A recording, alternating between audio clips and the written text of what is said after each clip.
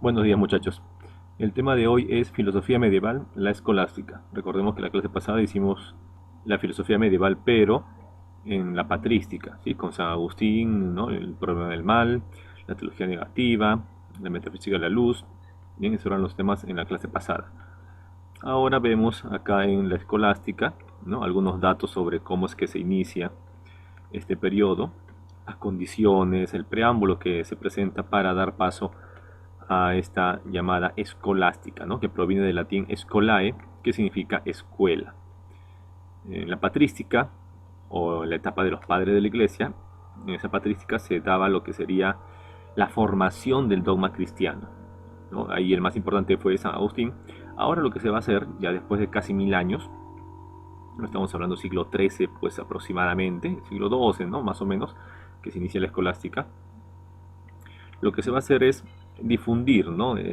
Se va a dar la enseñanza de ese dogma cristiano que se había elaborado.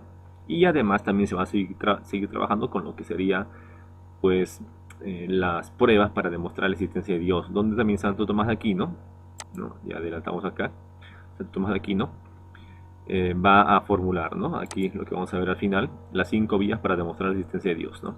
Estas 5 vías en realidad no son más que ya argumentos que había dado Aristóteles, ¿sí?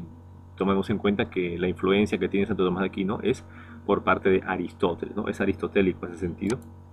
Bueno, acá veamos algunos datos de Santo Tomás de Aquino, un filósofo y teólogo italiano, conocido con el apodo de Buey Mudo, ¿no? Que era una persona muy grande y además que no solía hablar mucho, figura más importante de la escolástica, de familia noble, nació en el castillo de Rocaseca, cerca de Aquino, la ciudad de Aquino, donde se va a volver el obispo más adelante. Fue raptado por su familia, pero se fugó y volvió a Nápoles. Viajó a París y después fue con Alberto Magno a Colonia, donde de brillante discípulo pasó a ser sacerdote y profesor de la Universidad de París. Conoció a Guillermo de Morbecque, quien le dejó sus traducciones de la obra de Aristóteles, ¿no? Un dato importante ahí. Finalmente regresó a Nápoles, muere a los 49 años y fue canonizado por el Papa Juan 22 y proclamado doctor de la Iglesia por Pío V.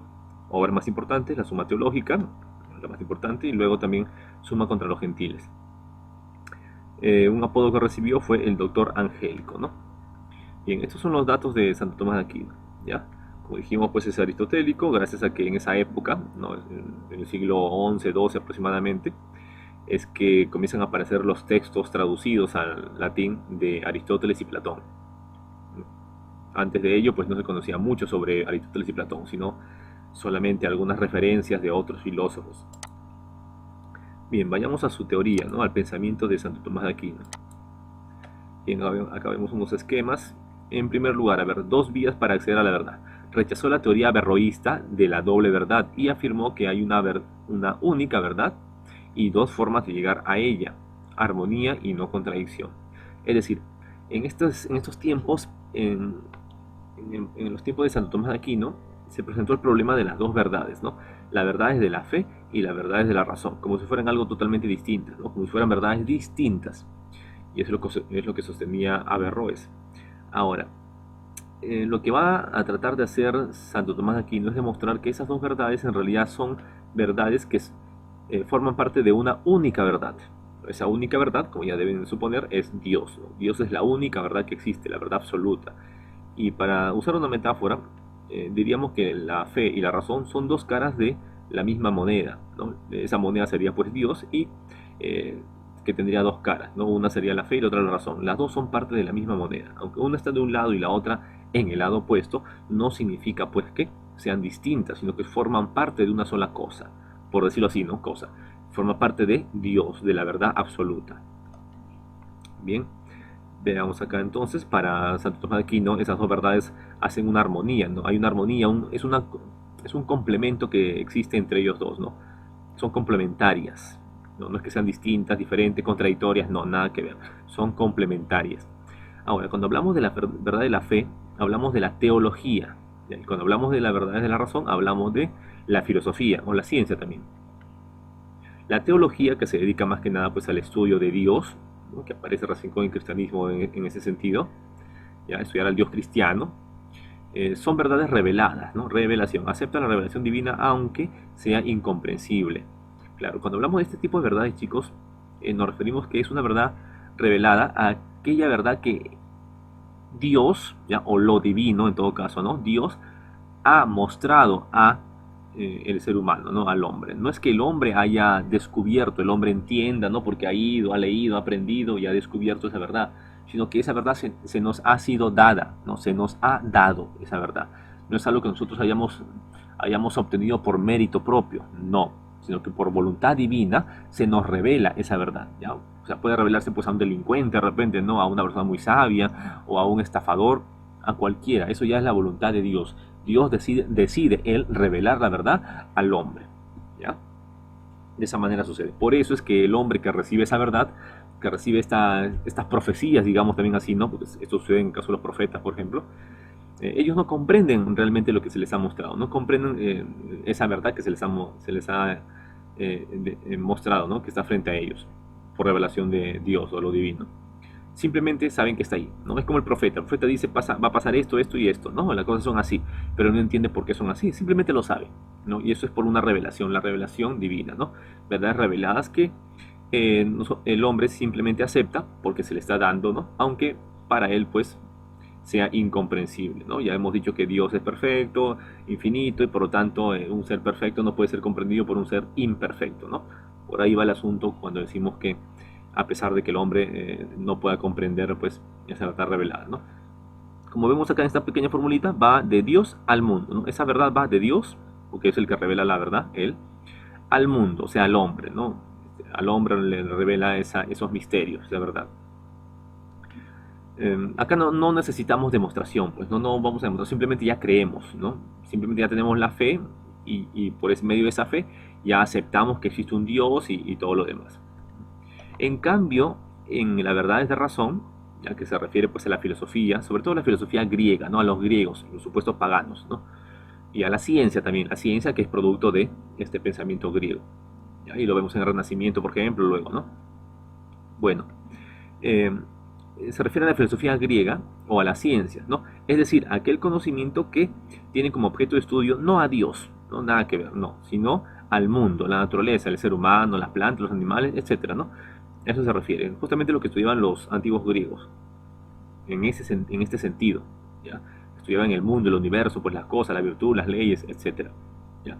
Estas verdades de razón son verdades naturales, es decir, verdades que tienen que ver con la naturaleza, con el mundo, ¿ya? Y requieren demostración, pues no se puede verificar, comprobar.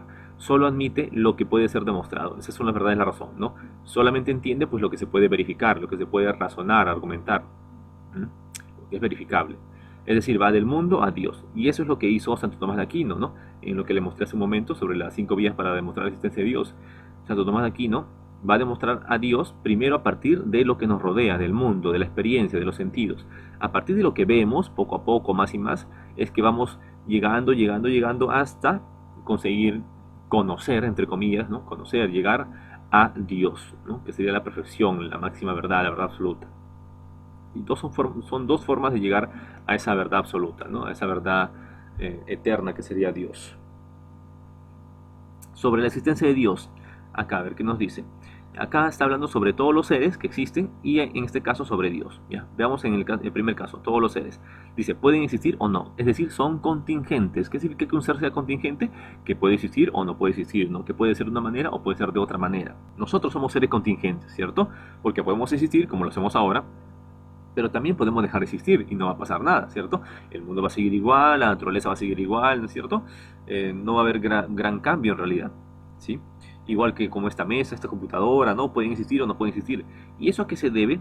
Existen debido a una causa externa. Es decir, la causa externa, los demás factores o elementos que han dado pie a que nosotros existamos, es lo que justamente ha hecho que podamos existir. Bien. Acá en latín nos dice esse per alium, ¿ya? Esse per alium.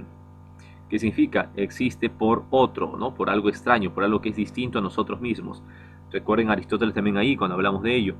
Todas las cosas que existen en el universo existen no por sí mismas, sino que algo más las ha creado, algo distinto a ellas mismas las ha creado, ¿no? Así como este celular. El celular no existe porque el celular quiso existir, sino que algo más distinto al celular ha dado o ha provocado la existencia del celular, ¿no? Que podría ser el ingeniero o el técnico o quien sea, ¿no? Que ha armado las piezas del celular y ahora tenemos este celular con el cual yo me comunico, veo cosas, etcétera, ¿cierto?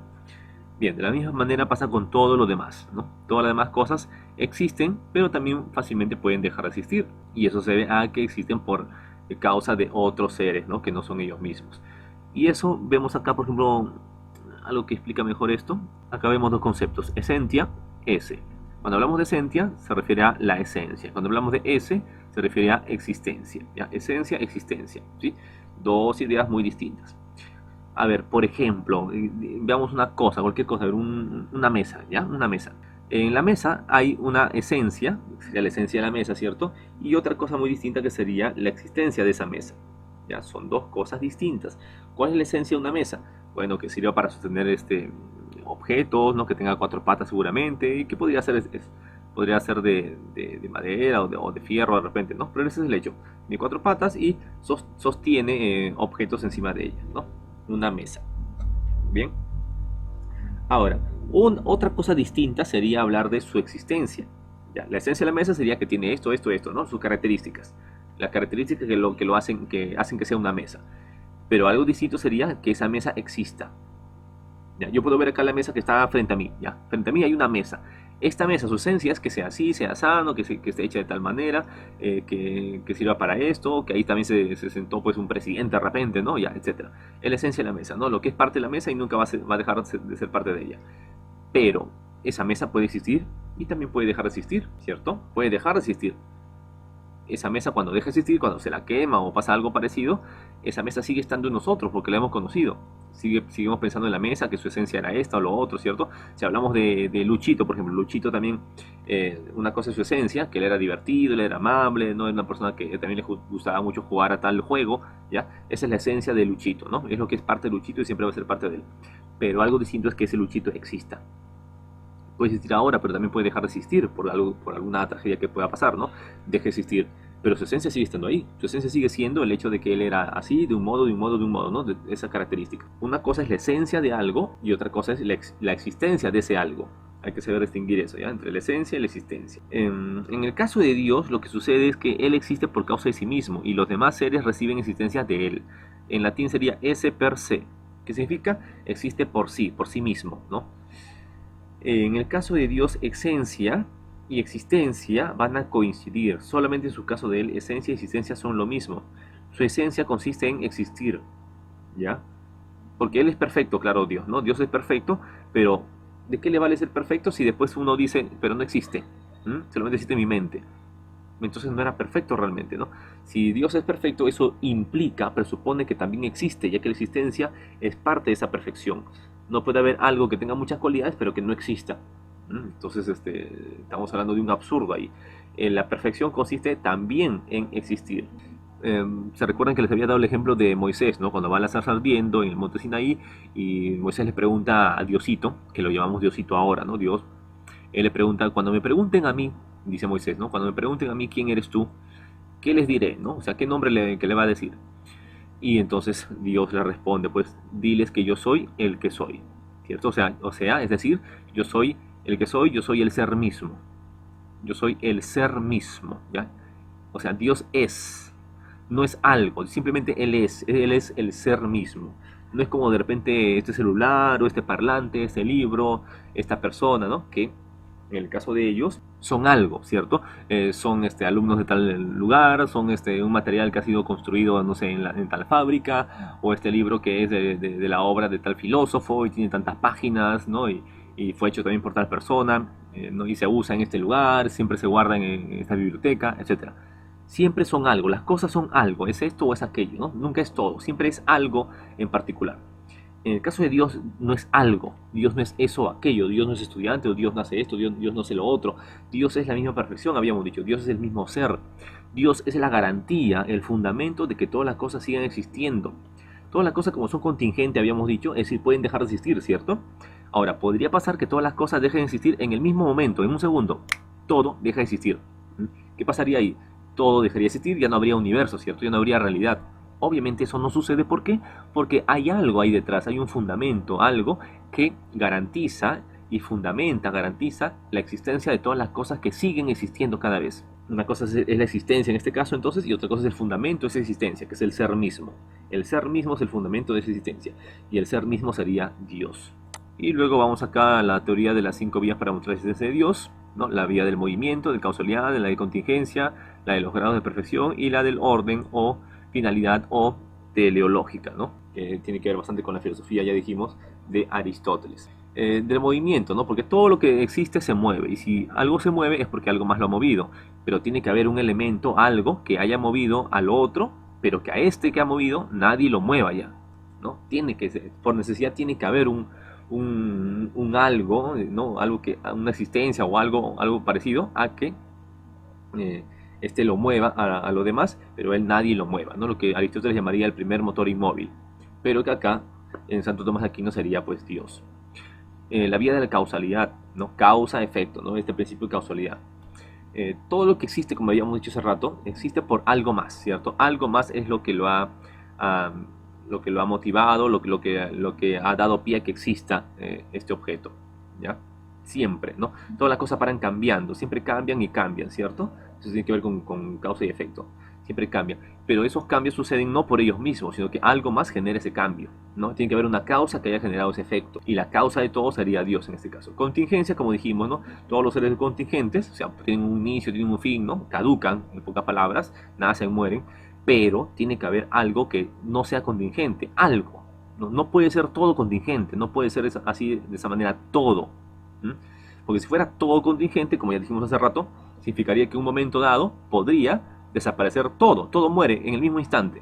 Entonces ya pues no hay nada que nazca, no hay nada que produzca un nacimiento o que aparezca algo.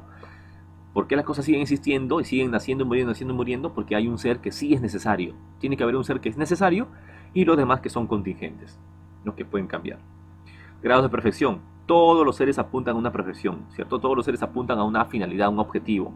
¿Ya? Ahora, ¿de dónde viene esa finalidad? ¿De dónde viene esa perfección? Pues de la perfección misma, que sería Dios. Orden es la vía de la finalidad, la vía teleológica, es decir, que todo tiene un fin. ¿Se acuerdan teleológico? Telos, en griego, que significa fin, finalidad. Todo lo que existe existe por una razón, con una finalidad, ¿no? Con un objetivo. Ya, la inteligencia ordenadora, o sea, todo lo que existe acá no está por accidente, no está por casualidad, no causalidad, casualidad, sino que hay un sentido para todo, ¿no? Hay un orden, hay una inteligencia suprema que le ha dado orden a todo y por lo tanto, aún este lapicero o esta fiebre o esta gripe o ¿no? como la enfermedad de hoy en día, todo lo que existe al fin y al cabo tiene un sentido, ¿no? Es una parte del todo, es una parte del todo al fin y al cabo. Ese todo está compuesto por partes, ¿no? Si le falta una parte, sencillamente no es todo, ¿no? Esas partes forman al todo. Cuando digo esas partes me refiero pues a lo que sea bueno, lo que sea malo. Siempre tiene una finalidad todo eso, un objetivo, ¿no? Bien muchachos, nos quedamos hasta acá, así que hasta la siguiente clase. Cuídense mucho.